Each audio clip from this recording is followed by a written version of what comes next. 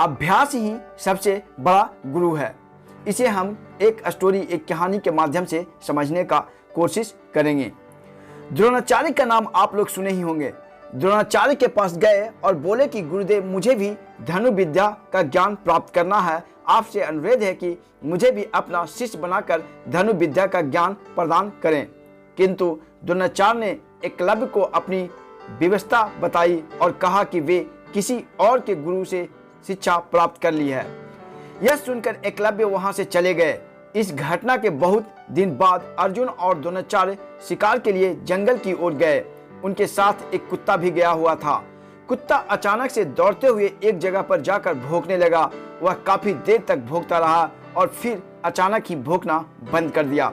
अर्जुन और गुरुदेव को यह कुछ अजीब लगा और वे उस स्थान की ओर बढ़ गए जहां से कुत्ते की भौंकने की आवाज आ रही थी।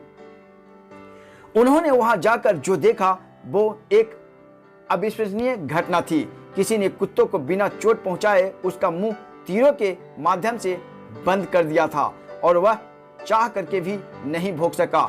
ये देखकर द्रोणाचार्य चौंक गए और सोचने लगे कि इतनी कुशलता से तीर चलाने का ज्ञान तो मैंने मेरे प्रिय शिष्य अर्जुन को भी नहीं दिया और न ही ऐसे भेदने वाला ज्ञान मेरे अलावा यहाँ कोई जानता है। तो फिर ऐसी अविश्वसनीय घटना घटी कैसे?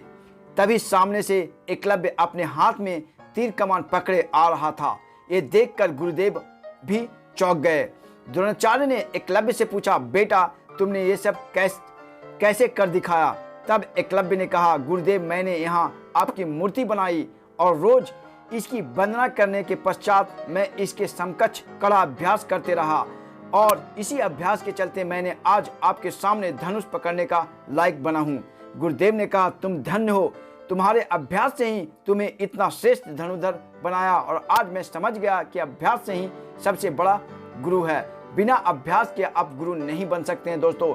तो इसी के लिए कहा जा गया है कि अभ्यास ही सबसे बड़ा गुरु है। आप किसी भी क्षेत्र में कार्य करने से जा रहे हैं तो अगर आप बार बार अभ्यास करते हैं तो आपसे निपुण इस दुनिया में कोई हो नहीं सकता है।